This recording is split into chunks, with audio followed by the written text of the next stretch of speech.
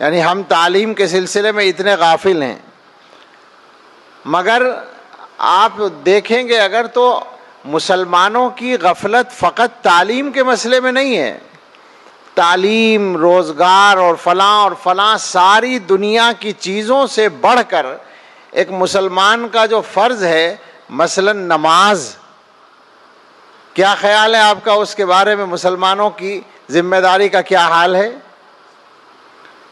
میرے جیسے امید کرنے والے، امید رکھنے والے، رجائی مزاج کے لوگ تو 15-10% کہہ دیتے ہیں کہ مسلمانوں میں 10-15% نمازی ہیں.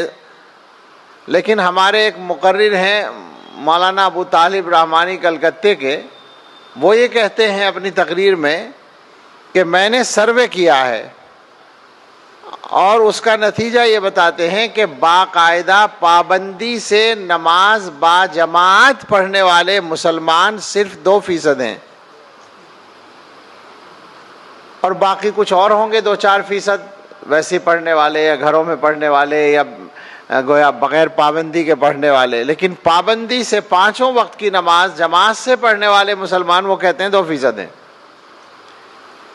یہ جو حالات آئے لاک ڈاؤن کے اور مسجدیں بند ہوئیں،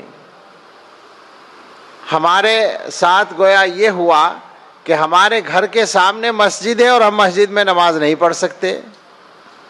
اس زمانے میں ہمارے ایک عزیز نے ہمیں ایک شعر سنایا، وہ ہم نے مانا مدارالعلوم کے اداریے میں بھی لکھ دیا. در پہ سجدے کی اجازت کو غنیمت جانو، اس نے حق یہ بھی اگر چھین لیا کیا ہوگا.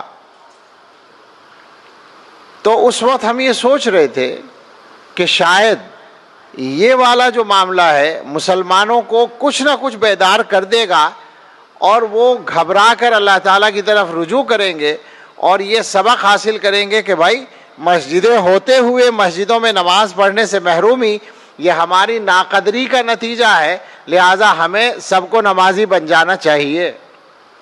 مگر ہم دیکھتے یہ ہیں کہ میں نے پوچھا ہے ہندوستان میں مختلف جگہ لوگوں سے پوچھا ہے تو عام طور پر لوگوں نے بتایا کہ ہمارے اپنے جہاں پوچھا میں نہیں جانتا آپ کے یہاں کیا ہوا ہے، لیکن لوگ کہتے ہیں نمازی تھوڑے سے گھٹ گئے ہیں، بڑھے نہیں ہیں. خاص طور سے مسجد میں آنے کی عادت میں